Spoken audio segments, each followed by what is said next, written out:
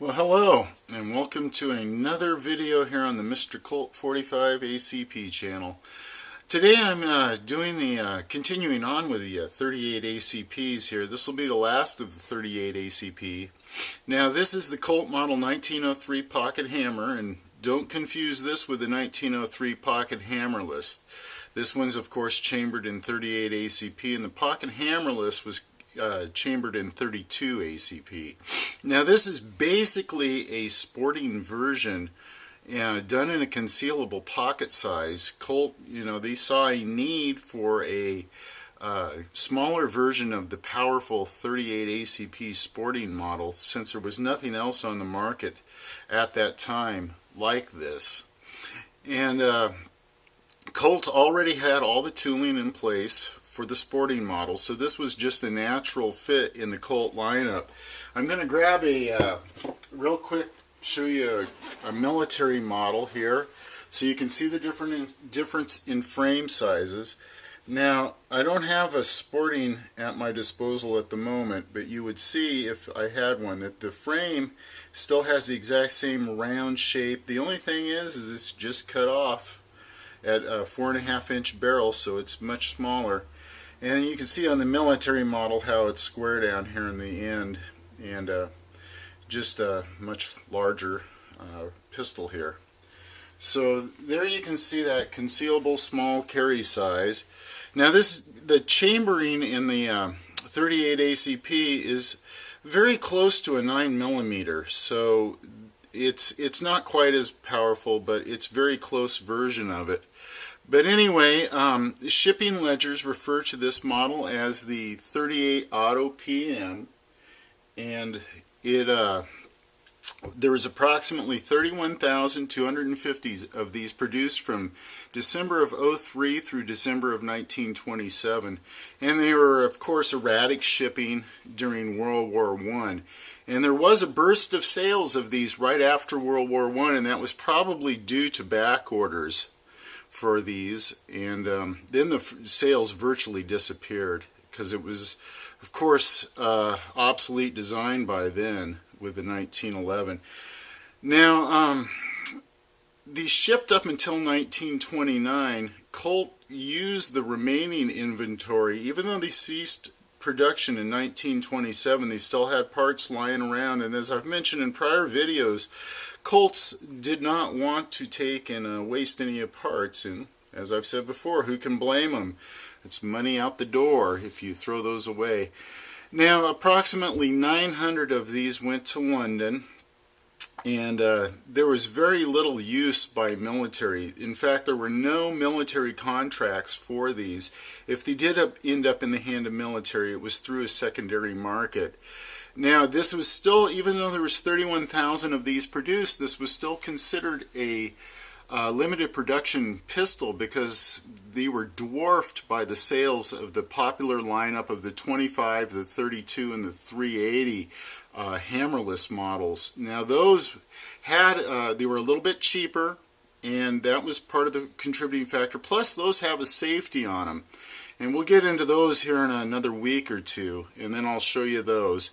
Now, the basics of these is it's a 31-ounce pistol here. It's 7 1/4 inches in overall length. It has a 4.5-inch barrel, and it holds 7 rounds of the 38 ACP. Now, the finish on this is, of course, what they like to use in that time period. It's the deep, rich charcoal blue for the frame and the slide, and then all the small components, the slide lock, wedge, block, whatever you want to call this piece up here, was finished in fire blue. The pins, the links, the trigger, screws, all that stuff was done in the fire blue. Now, some of these were inscribed, very few, and a few of them were engraved. Now, it's hard to know because the factory records they would take and in the shipping ledgers inscribed and engraved were flip-flopped as terms, so it's not certain how many were done.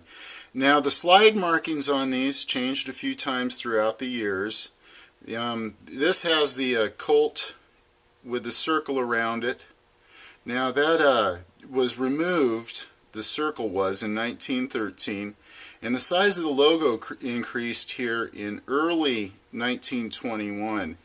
And then the serrations, you can see here we have the 19 sawtooth serrations, and here we have the plunge milled serrations that you see on the sporting models and on the 1900s. And as of course I've mentioned in other videos, these are extremely difficult to consistently get a good grip on. Sometimes as you pull the slide back to rack your round, you would slip in the motion because you just, after handling these, you know, it's really hard.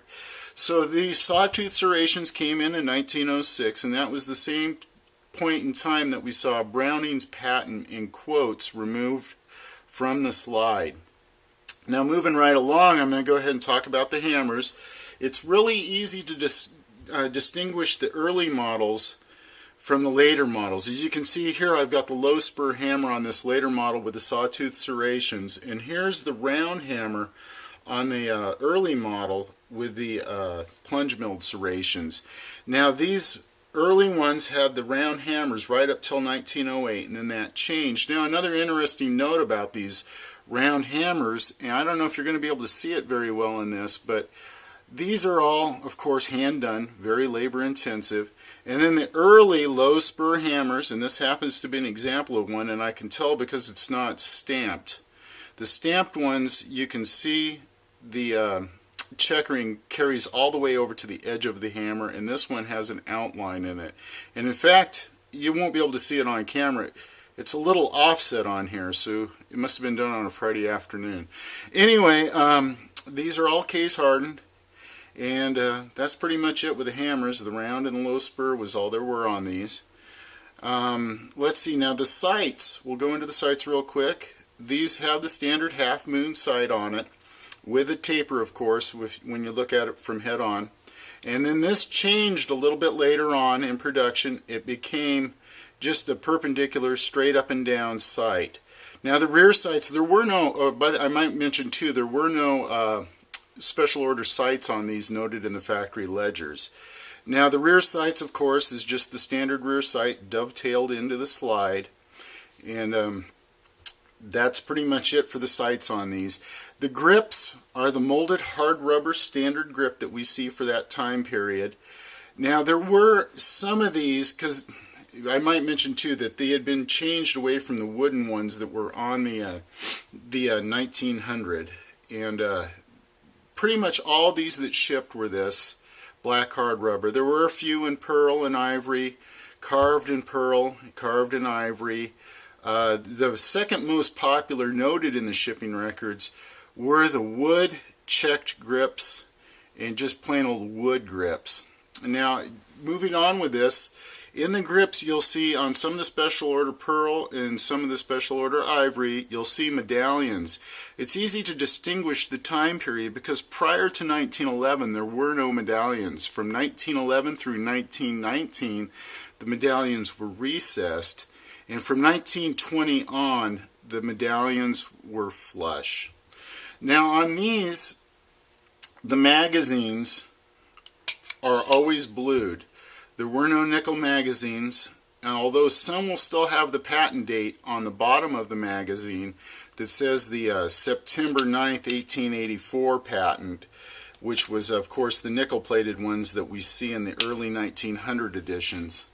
Now let's see, they took and they stamped some of these with PKT for pocket Colt .38 caliber during World War I to try to help eliminate any confusion between these as they were shipped, because you still had the military model that was going out in 38, and we didn't want to get any of those messed up. Now the barrels on these were full blue until 1916, and then after 1916 these spent less time. I'm going to reach over here and grab one that I have broken down and soaking right now. So you can see this one here. You can see the barrel on this one is still full blued, so this is an earlier one, and looks pretty good. Nice. You still have the parallel ruler design here, the Browning design. You can see as the shot was fired how it would drop back down and throw the slide back. and then catch the next bullet and load it in, ready to go. And you can, with the lack of safeties, you can see how incredibly simple this design is. Right here we have the magazine catch and release, and then here's the sear spring, the trigger, and that is it, with no safety. Very, very simple. So that's what one looks like stripped down, very similar to the sporting and military models in appearance. All these early 38 ACPs, you know, they're pretty simple in design. Now, of course, this doesn't have a magazine catch, and like the 1902 military. And then from the beginning, the takedown plug on this was standard, because this came in after the 1902 patent that Browning filed for the slide lock and the takedown plug. So these are really easy to break down. This one has the verified proof symbol on it here on the front trigger bow, and that was added in 1905. Now, some of the other things about this, there was approximately 1 to 2% of these were scrapped. I'll go back and grab my other model, the one that's fully assembled. Approximately 1 to 2% of these were scrapped, and no attempt was made by Colts to fill in the scrap numbers or the scrapped guns in the serial numbers. So they didn't keep any blanks around. Like I mentioned in the prior military model issues, they had tried to fill in all those gaps because the military wanted their pistols in sequential order. Now, during World War I, there was only one production run of these, and that was in March of 1918. And then, let's see, the last one that shipped, and this is a rather odd note, the last ones put together were in 1929, but there was one that was shipped January 29th of 1934, and it was assembled by Hector in Repair Department and shipped to Smith Home and Gun Store, 2nd Avenue, Fairbanks, Alaska. So that's another interesting little footnote. Now, during the Mexican Revolution, 100 of these were shipped to Mexican dealers, so who knows what they saw down there south of the border. And then approximately 300 of these were shipped in 1908 through 1909 to Frederick Peters of Hamburg, Germany. So in conclusion, you know, even though there was only 31,000 of these produced in 24 years, it's still a limited production run. As I said, they were dwarfed in sales by those popular hammerless models. And then this was, of course, it probably hung on in the last few years because Colt already had all the tooling in place. You know, it was still easy to make them. And once in 1929, when the 38 Super was introduced, that was the bitter end for this pistol. And it was just a dated design, and the high price helped bring it to an end. The lack of safeties, the public didn't like having the lack of safeties. I mean, who can blame them? They're pretty dangerous.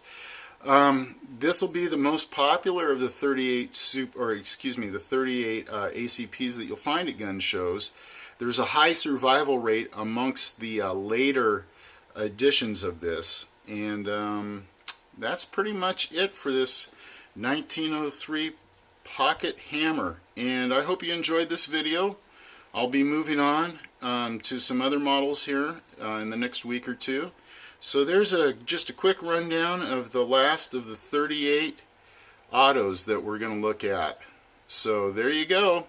Thanks for watching, and thank you to everybody that subscribed to the channel. I really appreciate it, and I appreciate the support from the fellow YouTubers out there that have been recommending my channel. It's really nice to see. Thank you very much, and have a good day.